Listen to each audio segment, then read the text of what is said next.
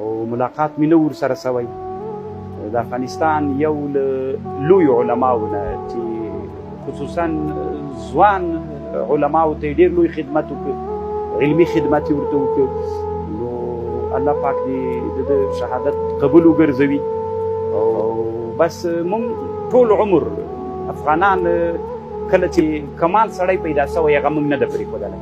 ټول عمر مې د کمال خلک د مځکې د سر نه لرې کړي دي او دا د مونږ د افغانانو ناکامي هم ده.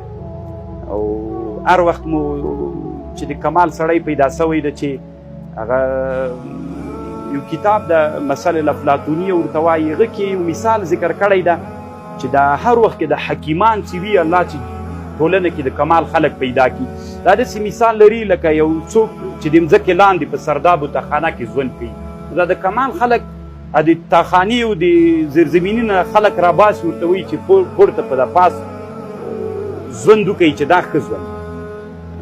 نو هغه ډېر ستړي وي، تکلیف تېروي، ځکه چې هغه خلک دوی سره دا ژوند نه مني، فکر کوي چې هغه د کمال ژوند ده او دوی خلک راپورته کوي د کمال ژوند ته. نو شیخ صاحب رحمه الله هم یو ملوم او داسې یو څوک چې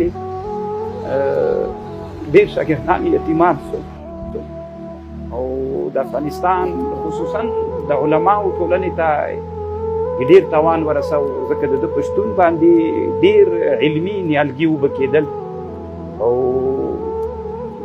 شاګردانو ته ډېر خوشحاله ول. د دیني مدارسو د دیني علماو دپاره یو ښه رهنما و. په نه شتون باندې ټول اسلامي امت دردېدلی د الله دې د شهادت قبول کړي.